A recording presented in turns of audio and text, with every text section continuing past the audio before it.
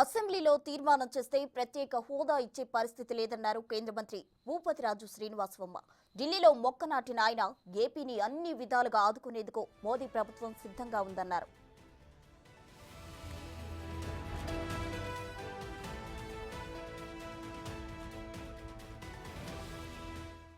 విభజన చట్టం అనేది మేము ఆవేళ ఏదైతే ఫైనాన్స్ కమిషన్ ఉన్నటువంటి అభ్యంతరాల దృష్ట్యా ఏదైతే ప్రత్యేక హోదాలో ఉన్నటువంటి విషయాలన్నింటినీ కూడా ప్రత్యేక ప్యాకేజీ ద్వారా ఇవ్వడానికి ఆవేళ కేంద్ర ప్రభుత్వం సిద్ధపడింది.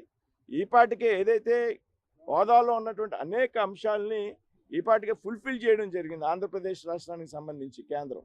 ఇంకేమైనా ఉంటే కూడా ఇవాళ కేంద్రంలో రాష్ట్రంలో ఒకే కూటమికి సంబంధించినటువంటి ఎన్డీఏ ప్రభుత్వాలు అధికారంలోకి వచ్చాయి కాబట్టి ఖచ్చితంగా ఆంధ్రప్రదేశ్ విషయంలో రాష్ట్ర అభివృద్ధి విషయంలో విడిపోయినటువంటి ఆంధ్రప్రదేశ్కు ఉన్నటువంటి కష్టాలు తెలుసుకుని వాటిని ముందుకు తీసుకెళ్లేటువంటి ప్రయత్నం కేంద్ర ప్రభుత్వం చేస్తుంది. ఇదే తీర్మానాలు చేస్తే ఇచ్చేటువంటి సబ్జెక్ట్ కాదండి. ఈ లెక్కన దేశంలో ఉన్నటువంటి అన్ని రాష్ట్రాలు కూడా తీర్మానం చేస్తే ఆంధ్రప్రదేశ్ కూడా ఇవ్వకపోవడానికి కారణం ఏంటి?